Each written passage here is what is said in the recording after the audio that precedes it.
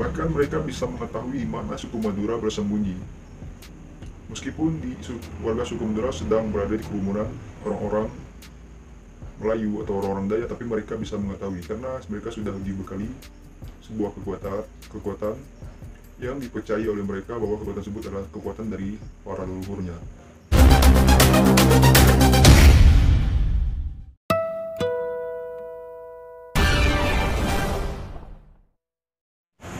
Assalamualaikum warahmatullahi wabarakatuh. Welcome back to my channel. Baiklah, kali ini kita akan membaca sebuah sejarah yang paling tidak bisa dilupakan dalam ingatan kita, yaitu konflik Sampit. Oke, sebelum memulai pembahasan ini, ada baiknya kalian tekan tombol subscribe. Konflik Sampit adalah pecahnya kerusuhan antar etnis di Indonesia berawal pada Februari 2001. Pada saat kejadian itu adalah sebuah kejadian yang paling mencekam. Kenapa?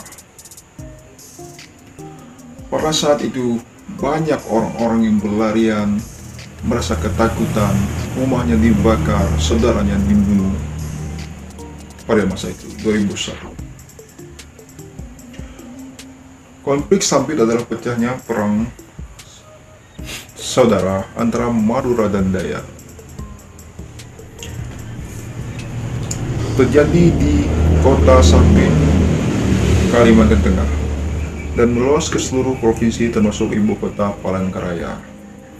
Konflik ini terjadi antara suku Dayak asli dan warga migran Madura, Pulau Madura.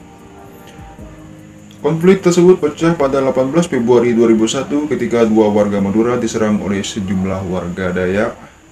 Konflik Sampit mengakibatkan lebih dari 500 kematian dan lebih dari 100.000 warga Madura kehilangan tempat tinggal. Banyak warga Madura yang juga ditemukan dipenggal kepalanya oleh suku Dayak. Latar belakang konflik Sampit tahun 2001 bukanlah insiden yang terisolasi, karena telah terjadi beberapa insiden sebelumnya antara suku Dayak dan Madura. Konflik besar terakhir terjadi antara Desember 1996 dan Januari 1997 yang mengakibatkan 600 korban tewas.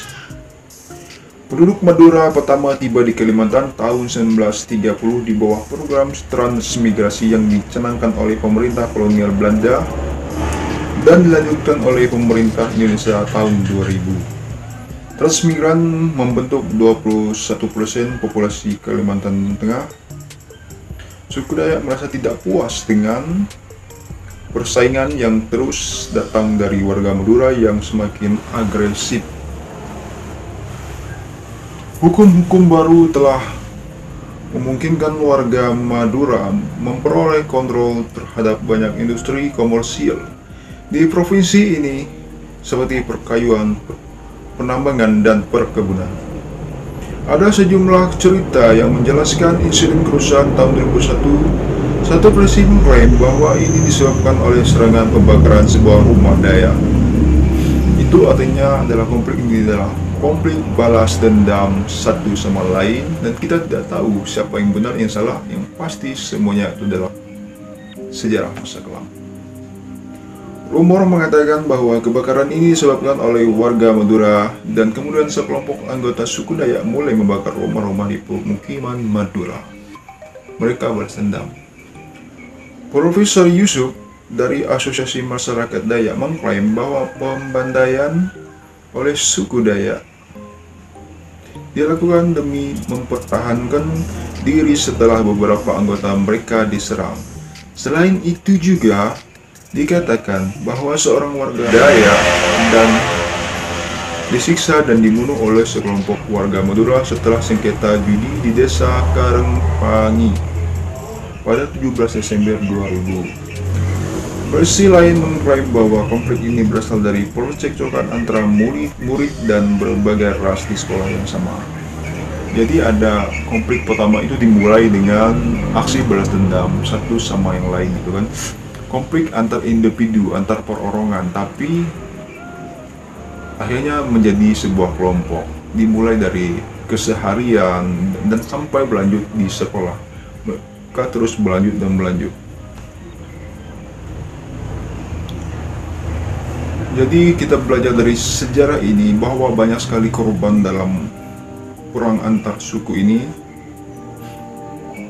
Banyak sekali kerugian, kebakaran yang hanya disebabkan oleh hal-hal sepele, hal-hal yang balas dendam, hal-hal yang bisa diselesaikan secara kekeluargaan, secara musyawarah, ada pembantaian, pembakaran, dan pembunuhan. Ini diakibatkan banyak faktor ya teman-teman. Mungkin dikarenakan rasa dendam yang sudah tidak bisa Jadi kita patut mengambil sebuah pelajaran besar dari kejadian tersebut di masa silam, bahwa kita harus saling menghargai satu yang sama yang lain dimanapun kita berada.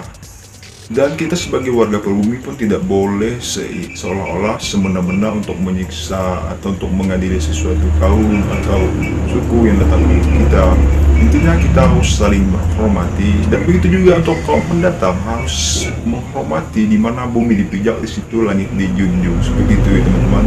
Jadi dalam tragedi Sampit ini sebetulnya sangat tidak bisa dilupakan oleh seluruh masyarakat Indonesia, bahwa kejadian ini adalah kejadian etnis yang paling menyeramkan di tahun 2000-an. Meskipun ini bukanlah tragedi pertama antara Hulu Dayak, Sampit, dan suku pendatang dari Madura, karena sebelumnya sudah sering terjadi percecokan, perkelahian antara kedua suku ini. Tapi kita bisa mengambil pelajaran penting bahwa segala sesuatu itu harus kita selesaikan secara musyawarah kekeluargaan, bagaimanapun caranya gitu kan. Jadi untuk teman-teman dimanapun berada, kita bukan berarti kita mengungkit siapa yang salah, siapa yang benar, tapi di sini kita mengambil pelajaran bahwa segala sesuatu harus diselesaikan secara lapang dada, harus kita selesaikan secara hati yang tenang teman-teman. Jadi untuk teman-teman yang sudah dilihat sendiri ini, jangan lupa tekan tombol subscribe teman-teman. Saya ucapkan terima kasih untuk teman-teman yang telah membantu saya mencapai 3.000 subscriber sampai tahun ini. Dan teruslah membantu saya, teruslah support saya agar saya bisa mencapai 4.000 subscriber dan 5.000 subscriber alhamdulillah pada tahun ini. Jadi saya ucapkan banyak terima kasih untuk teman-teman yang sudah setia di channel ini. Jadi untuk kali ini saya ucapkan terima kasih banyak.